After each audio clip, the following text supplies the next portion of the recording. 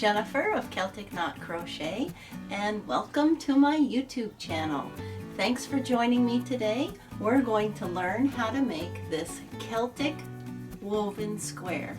It's part of the Moogly Crochet Along, and it has very simple stitches, and I'll talk you through each step of this project. I'm going to show you which kind of yarn you need, the size hook. I'll also show you how to put this whole project together.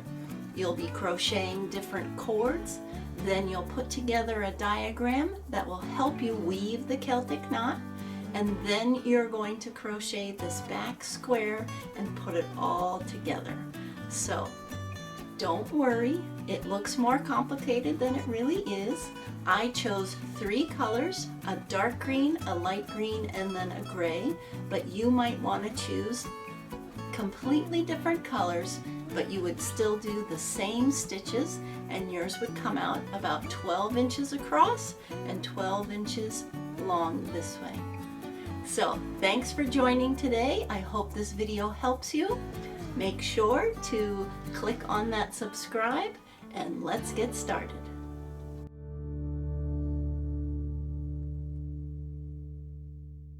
So these are the supplies to make the Celtic Woven Square. We'll get to the weaving supplies later, but to start crocheting, you'll need 3 different colors of With Love yarn by Red Heart. I chose evergreen, lettuce, and light gray.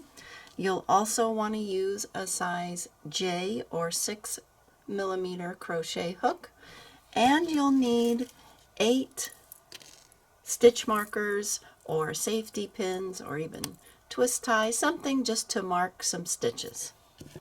You're also going to need 2 labels for your cords. So I like to use these key tags. You can write on them whatever you like, and you want to label one A and one B.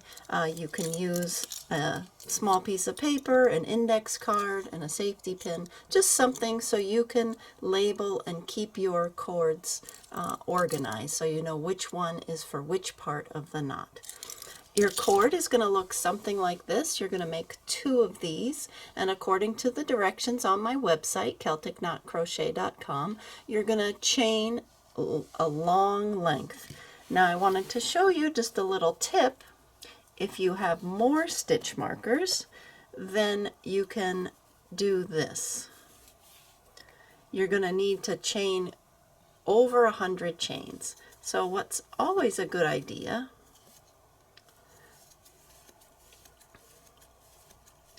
is you can chain 10 or 20, and then you can mark that 10th one with a stitch marker, and then do 10 more or 20 more, whatever you like.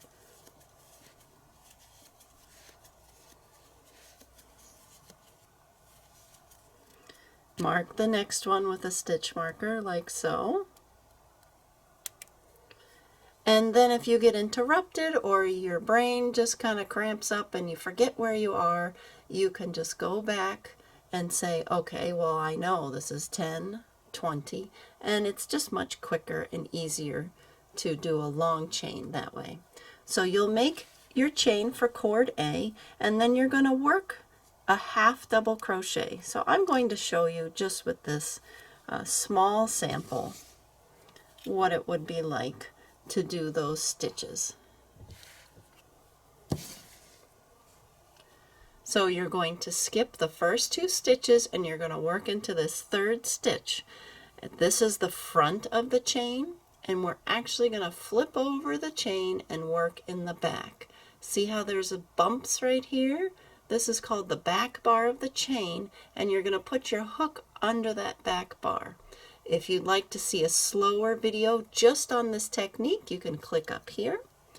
So half double crochet, I yarn over, and then I insert my hook through that back bar, yarn over, pull through the chain, 3 loops on my hook, yarn over, pull through all 3. And that's a half double crochet. Yarn over, put my hook in, yarn over, pull up a loop, 3 loops on my hook, yarn over, pull through all 3. So I'm going to work that according to the directions. It says how many to do. It's very easy to follow along. And sometimes you're going to have to put 2 half doubles in one chain. So you yarn over, put your hook into that back bar, yarn over, pull through, yarn over, pull through 3, and then I'm going to go back into that same stitch, that same chain I already worked in. And that helps the cord bend a little. Since we have a few loops in our knot, this helps the cord go around that bend. And that's all you have to do. Now when you're working on cord B, you'll see that you do 2 half doubles in a chain, like so, and then you're going to do 1, 2, 3, 4, 5, and then you're going to do 2 more. And every time for cord B that you do these 2 half double crochets, so let's see here, 1, 2, 3, 4, 5, 1, and then 2. You're going to take your stitch marker and mark that second half double crochet. So you'll have a total of 8 2 half double crochet sets, and you're going to mark each of the second ones with a stitch marker. And then you just continue on according to the directions. It's all written out, large print for you, line by line, so you can check off each line as you go and make your long cord. Now, both cords have 2 rows of half double crochet, and you don't turn it at all. You end, fasten off by cutting your yarn, and then you're going to start the next row just right into that first stitch with the right side facing. And I like to do that by joining with the stitch that we're going to work. So I find that first stitch right here, I put my slip knot on my hook, I do a yarn over, and then I'm going to put my hook into that first stitch just like I normally would. Yarn over, pull through the stitch, 3 loops on my hook, yarn over, pull through all 3. And that's called join with a half double crochet. I'll show you one more time. So I put my slip knot on my hook, find that first stitch right here, yarn over, insert the hook into that first stitch, yarn over, pull through the stitch, 3 loops on my hook, yarn over, pull through all 3. And I'm going to work a half double crochet in each stitch across, except, this is cord B, when I get to those stitch markers, I'm going to put 2 half doubles in the stitch before and 2 half doubles in the stitch marked with the marker. So I'm just adding more increases to help the cord bend even more.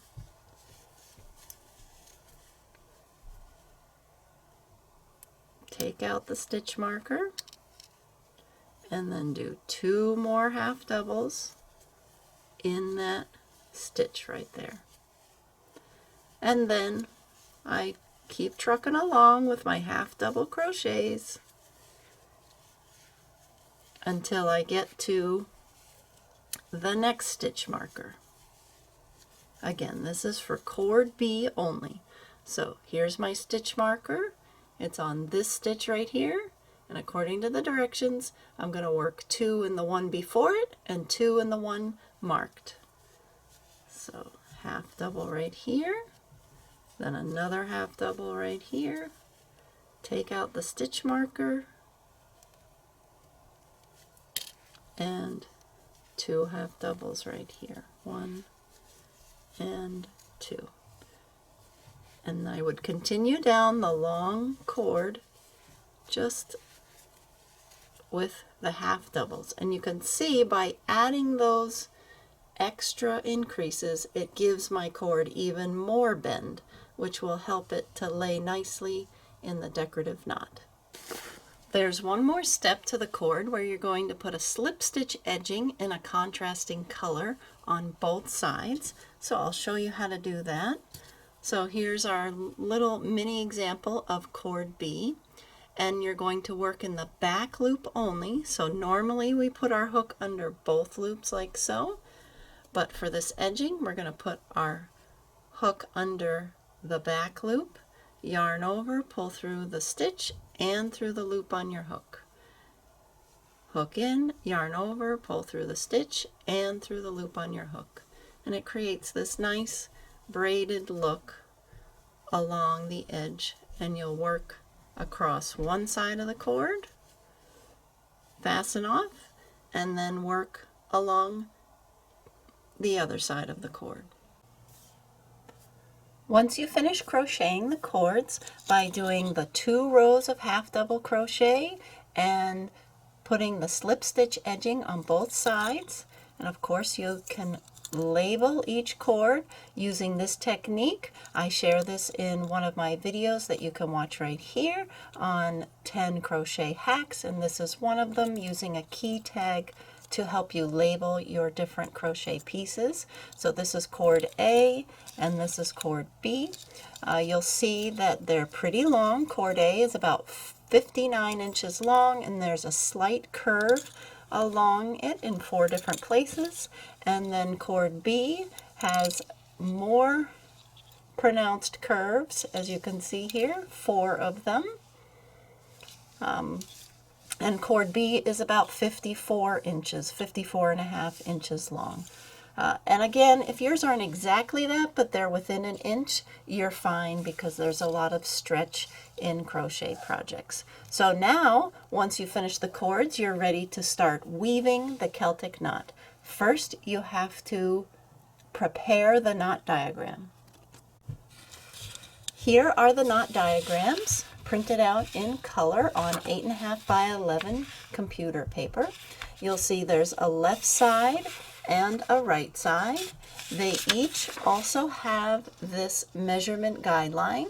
So if you were to take your ruler after you printed this out and measure, and this is 1 inch or 2.54 centimeters, then your diagram is the correct size. If you just print these as normal from the PDF document, they should come out just fine, but that's just an extra little insurance that you have it the correct size.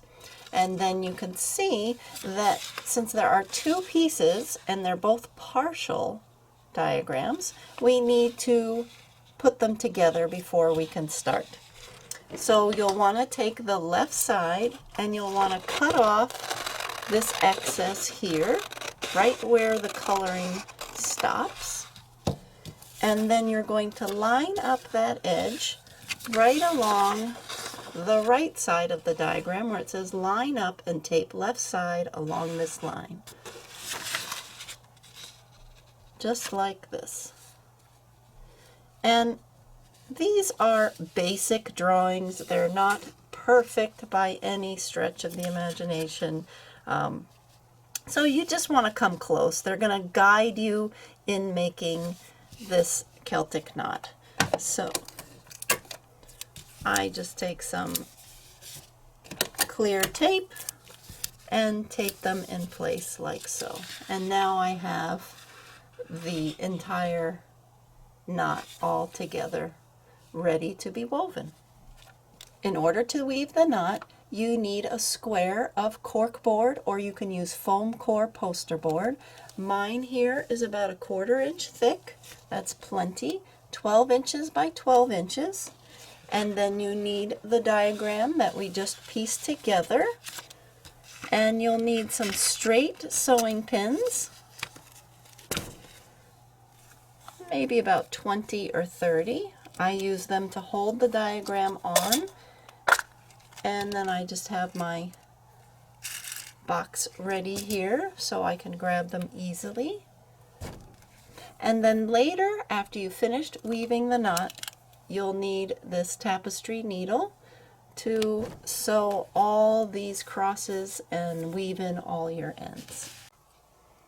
Now before we start weaving the knot, I just want to point out a few things on the diagram. You can see that there are two cords represented by the two different colors, a lime greenish yellow and then this blue. You'll see that cord A is going to start right here where it says A inside a circle.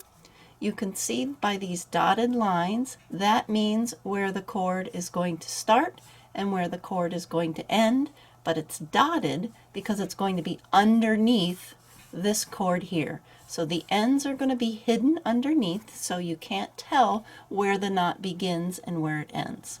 And then cord B, in a similar fashion right here with dotted lines, it is going to start here and end right here.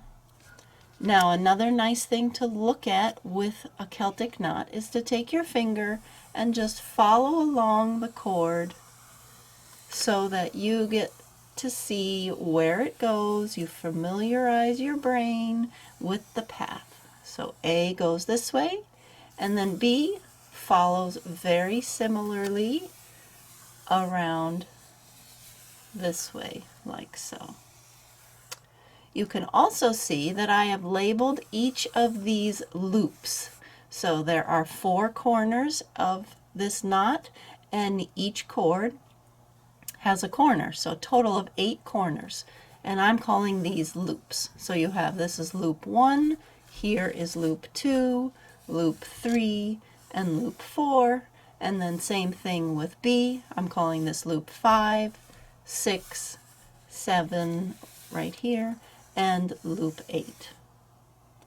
You're going to follow the arrows as you lay the cord on top, and you want to start with the end where you labeled the cord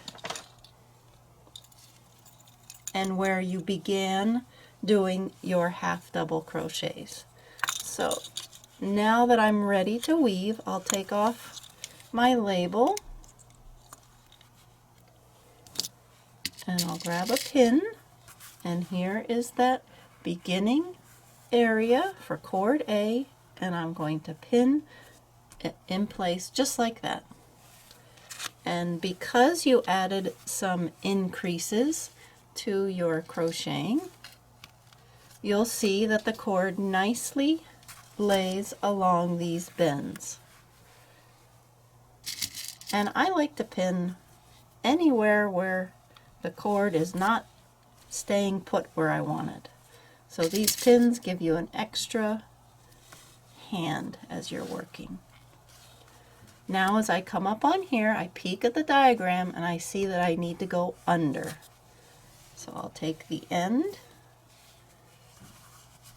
work it through that area, making sure that the cord doesn't twist.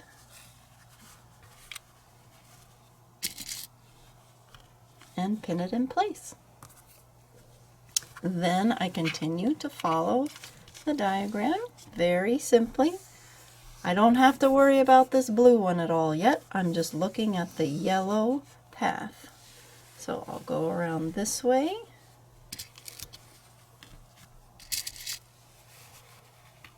Like so. And then I'm going to come across here and I peek, and it looks like I go under again. So I like to grab the end of the cord, feed it through, making sure it doesn't twist.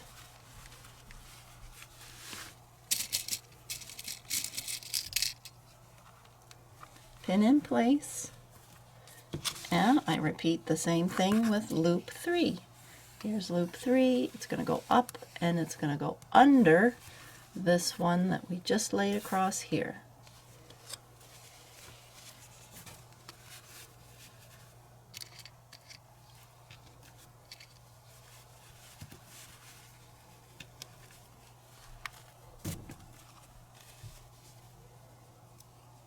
Take the end again, go under like so.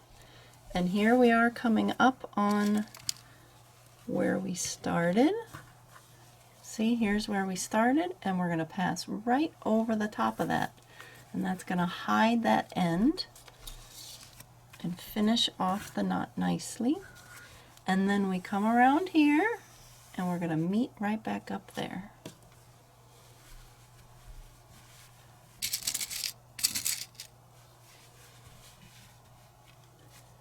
I'm going to adjust mine a little bit because it looks like, you see how these two are laying flat, but this one's pulling a little, so I need to give it a little more space around that loop. And I come around here, and I want to make sure I tuck that end underneath, just like this. And I pin that end in place, and I can adjust all the loops. So now that I have the beginning and the end meeting up here, sometimes I like to look at the knot in general, like a big picture look at it, and just adjust the loops so they're all approximately the same size. So if you find that you don't have enough cord to get to the end, you need to tighten up your loops. And then if you have a lot of extra, you need to loosen up your loops. So it all comes together like so. So now we're ready to work with cord B. And we're going to start right down here where there is a B. Now this one is more complicated because we have to work around cord A. So same thing, I'm going to take off my label, and I'm starting where I began the half double crochets after I did my chain. This is the starting end. And a little trick here is I see that since I have a short end right here, and I look at the diagram, and I see that I'm going to go under this one but over this one. So I'm just going to sneak that end in like this. Now you might want to weave in your ends. I leave them because I use them later. I weave them in as I sew together the knot. So if they bother you, go ahead and weave them in first, but I like to do the job and kill two birds with one stone by weaving them in and using them to sew everything up. So you see what I just did? I just snuck in this way with the short end of the cord. So the B starts here, I'm going over, then I go under. Now I'm going to peek here, I'm going to go under here, grab the beginning of the cord, and as you work you'll need to move some of your pins that you already placed. That's totally fine. And now as I look here, I'm going to go over and then under and then over and then under. So I have some nice alternating pattern right here. So over, under, under. Just like when you made those pot holders out of the cotton loops when you were a little kid. It's the same type of weaving for some sections of this knot. Again, making sure that the cord doesn't twist. See, it's twisting. So I just make sure that I can see that right side of the cord, the right side of my stitches, and the right side of the edging. And I'll pin this in place.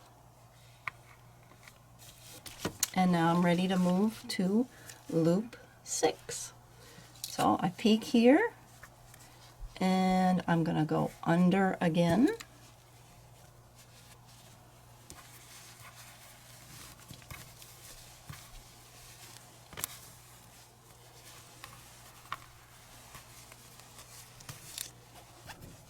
And as I come around this side, around loop 6, I peek and I'm going to go over, and then I'm going to go under, and then I'm going to go over.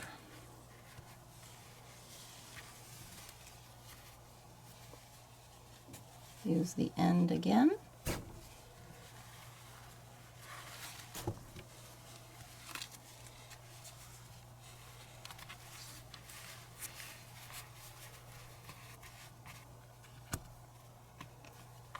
Like so.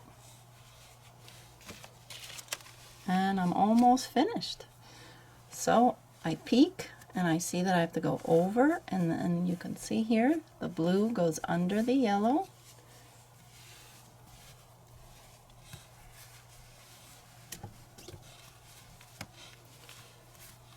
And you can also see here comes that bend in the cord, so I know the bend in the cord is going to be somewhere near loop 7 here. And again, we can adjust these. I can pull it across a little bit more if I'm not reaching to there, because there's a lot of give and stretch in the cords. So I peek and I'm going to go under this one.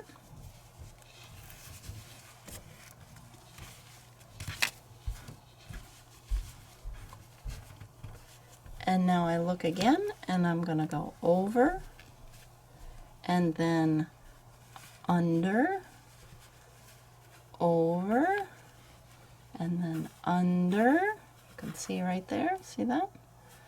And then I'm going to go over the end here. So here's another stretch where I have the over-under alternating pattern all the way down.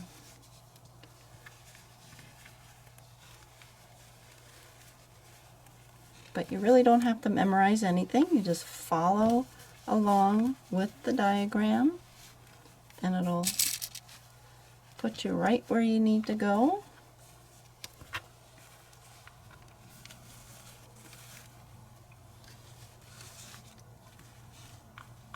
And here is the beginning of the B chord, the end there, and we're going to pass right over the top of that. Remove my pin and put it back in so it's nice and secure. And then my last loop down here, loop 8, see, I'm going to go under right here, you can see under the yellow, and then I'm going to go over.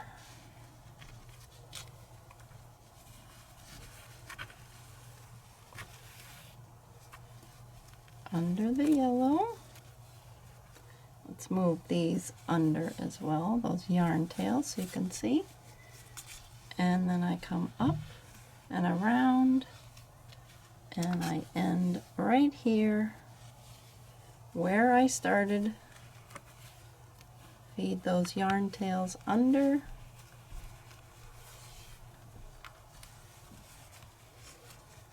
Use one more pin.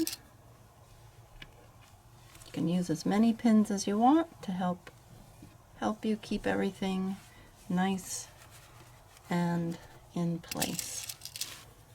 So, and don't worry if some of the loops are popping up. We're going to be sewing it down to a background, and that will help everything to lay nicely.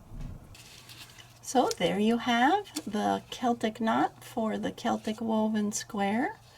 Next, I'm going to take the pins and shift how I have them holding the cords. I'm going to pin the crossings like so, where it goes across. And that helps hold everything in place because I'm going to remove it from the cork board so that I can sew the ends together. Now what I like to do is I like to combine jobs.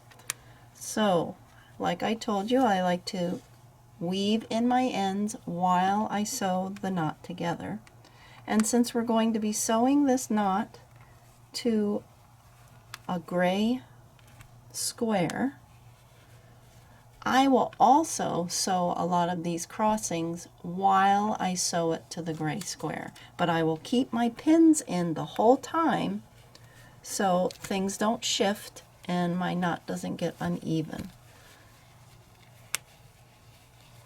So I'm just going to make sure that all the crossings have, or most of them, have a pin in them. That way I know it's not going to shift and look all wonky. And then any of the extra pins that are sticking straight up that I don't need, I'll remove those.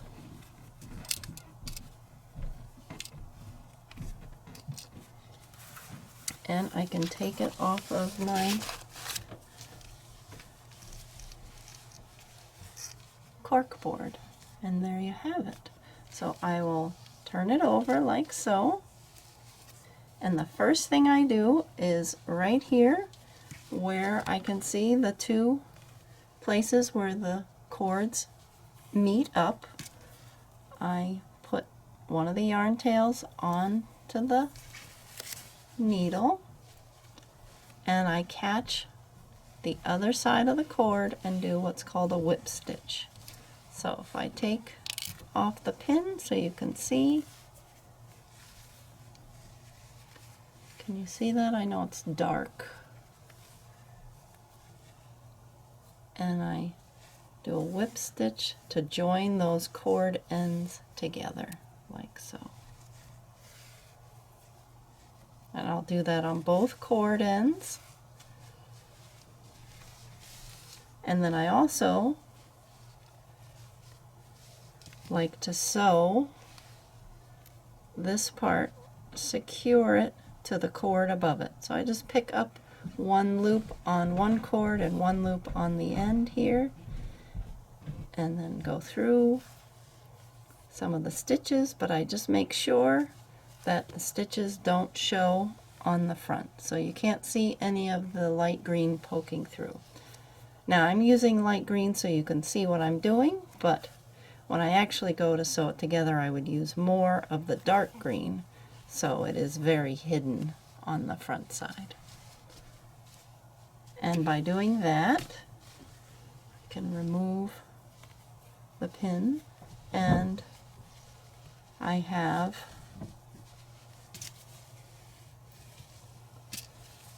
right here, this part of the cord is now secure, and I'll do that to the other ends, and then I'll be ready to sew this on to the gray square. After you've woven the knot, you'll want to create the base square that the knot is appliqued onto. So according to the directions, I chained 41, then I worked in the second chain from my hook, a single crochet, and then single crocheted in each chain across. I worked in the back bar of the chain, so I get this nice edging on both sides. Then for row 2, you're going to chain 1 and turn, and you're going to work right into that first stitch, single crochet, chain 1, and then double crochet. Then I'm going to skip 2 stitches and repeat that stitch again. Single crochet, chain 1, double crochet. And I will do that all the way across. Skip 2, and the next one, single crochet, chain 1, double crochet. Skip 2, now single crochet if you remember. You put your hook in, yarn over, pull through the stitch, yarn over, pull through 2, then chain 1, and then double crochet. Yarn over, hook into the same stitch, yarn over, pull up a loop, 3 loops on your hook, yarn over, pull through 2, yarn over, pull through 2. I've gone all the way across with the single crochet, chain 1, double crochet, and now I have 3 stitches left. I'm going to skip the next 2, and then I'm going to put a single crochet in that last stitch. Now let's work row 3. The row 3 stitches is what we will repeat for the entire base square until row 27. You're going to chain 2 at the beginning of the row, turn your work, and you're going to skip that first single crochet that you put at the end of the previous row. We're going to skip that, and then we're going to work the same thing, single crochet, chain 1, double crochet in each chain 1 space across. So here is the double and the single from the row before with the chain 1 in the middle. Then I move over and I can see here's the double, chain 1, single. What I like to do with this stitch is I like to use my non-working hand, and I press up with my middle finger and I can find that chain 1 space very easily. So I single crochet in it, chain 1, yarn over and put my hook back in that same chain 1 space for the double crochet. And then I feel along. Here's the single, double, chain 1, single. And I work right in that chain 1 space.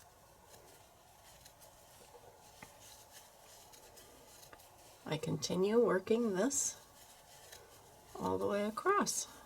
It goes very quickly, especially if you use your non-working hand to feel where that chain 1 space is. Now I just worked in the last chain 1 space, and there is a single crochet here at the end, and the directions say to do 1 more stitch in the turning chain. So because that first row of the pattern stitch starts in a different way than all the others, you'll just want to find a loop here at the end and work single crochet in that chain 1 turning chain. And then we would do chain 2 and work the same thing across. Skip that first single crochet and work into that chain 1 space.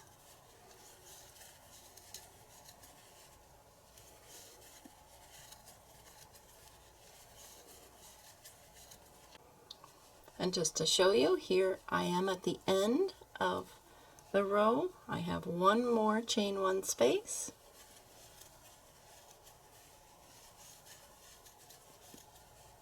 And then here you can see that single crochet of the single crochet chain 1 double, and then here is that starting turning chain, the chain 2. And I'm going to pick a loop right in there and work a single crochet. And that helps keep the edges nice and even. Now, you're going to repeat this stitch until you have completed 26 total rows. So you have your first row here of single crochet, and then you'll have 25 rows of the stitch, this wattle stitch. And I'm going to show you, after you've completed those 26 rows, it would look something like this, and you'd have the wrong side showing of that single crochet starting row. So you'd chain 1, turn your work, and now we're going to work single crochet across this row as well. We're going to need to skip a few stitches. So we're going to skip this first single crochet right here, and then we're going to work in each of the next 7 stitches, and these chain 1 spaces count as stitches. So I chain 1, skip the single crochet, and then single crochet in the double, in the chain 1 space, in the single crochet, so that's 3 right there, then 4 in the next chain 1 space, 5 in the single crochet, 6, and then in the double, 7. And it helps it stay nice and flat and even. Then you're going to skip the next stitch, which for now is a chain 1 space. We're going to skip that, and we're going to work in the next 7 again. 1, 2, 3, 4, 5, 6, 7. Now we're at a double crochet, and we're going to skip that one and work in the next 7. So the chain 1 is next. 1, 2, and I'll continue like this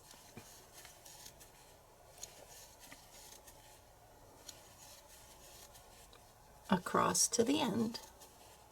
Skip the next one.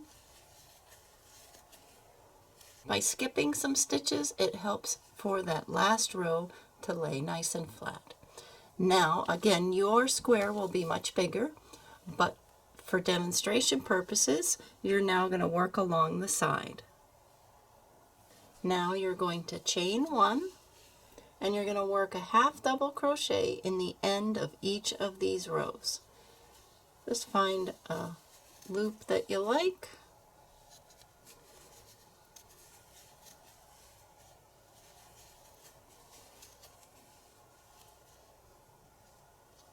It really doesn't matter how many half double crochets that you do.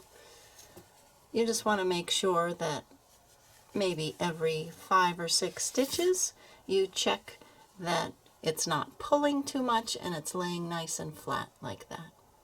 Then when you get to the corner, you're going to chain one, and now you're going to work across the first row, the bottom of the first row. And for this one, you're going to work right into those stitches, but you're going to skip one stitch after you've done 10. So I just did 2, 3, 4, 5, 6, 7, 8, 9, 10. And then I'm going to skip one stitch. So there it is right there. I'm just not even going to look at it, and I'm going to go on and do another 10. By skipping a stitch, it just helps it lay flat again. And I'll do that across this bottom edge. And I'll continue the half double crochets, skipping one every 10. Then I'll do half double crochets up the side, and then I'll do another row of half double crochets across this top edge, skipping one every 10, and then join with a slip stitch. And that gives this nice round border to our back and forth rows for the base square. Now in my little sample here, it turns out that I think I only skipped 1 or 2 stitches along this top edge because it was starting to pull in and get too tight. So you may find that as well, that you don't have to skip as many as the instructions say, or maybe you need to skip more if it starts to bunch up and ruffle. You just need to experiment and see how best it lays flat.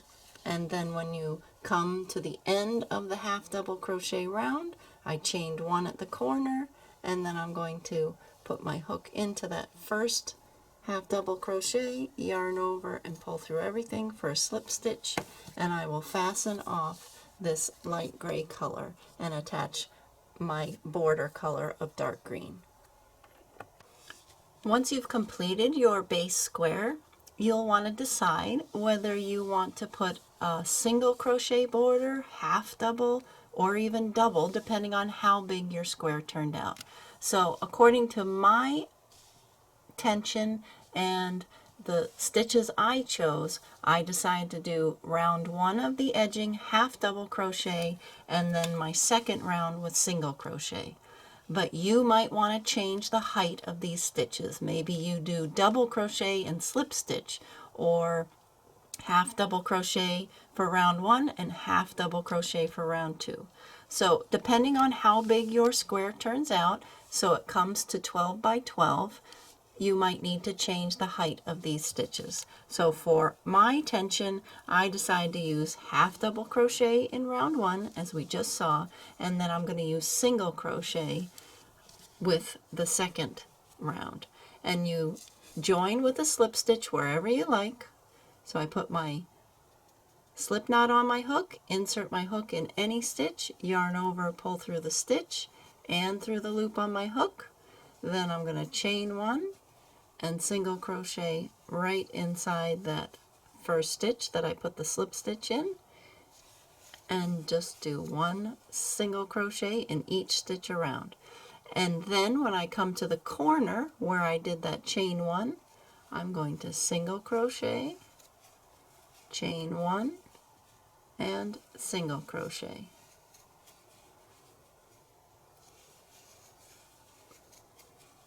And then continue single crochet all the way around.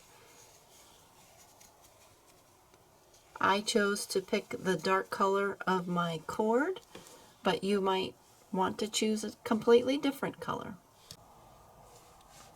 Once I've completed weaving the knot and I've pinned all the crossings, I lay it on my gray background square, make sure that it's centered, and then I thread a long length of the yarn that matches the main color of my cord. So for me it's evergreen. And I'm going to work around first the entire outside edge of the decorative knot. And I'm going to sew stitches in between this slip stitch edging and the half double crochet stitching. So I'll put my needle right up through that area, and I'll just use one of the yarn tails on the back to tie a nice secure knot. And I'll put my needle down next to the slip stitch edging and then back up next to the edging like so. And then I'll go backwards a little bit and up again. See where I am. And I will continue like that around the edge of the entire knot. I've pinned it in place so I know that my stitching is going to put the knot in the right spot.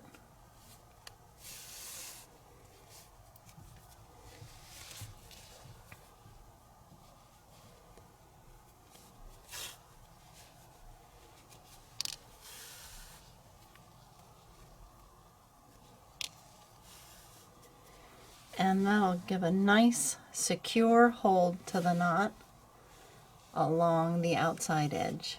And I'll continue that through from here along here and all the way up and follow that all the way around. And then after I've done the outside edge, I'll work around the inside of the loops because you can see they need a little help staying in place.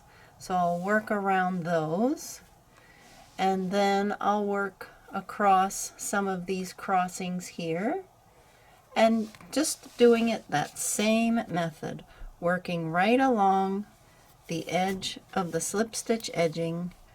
You can't see it. It just hides right down in there, and it's a nice straight line guide, so your stitching is even and secure.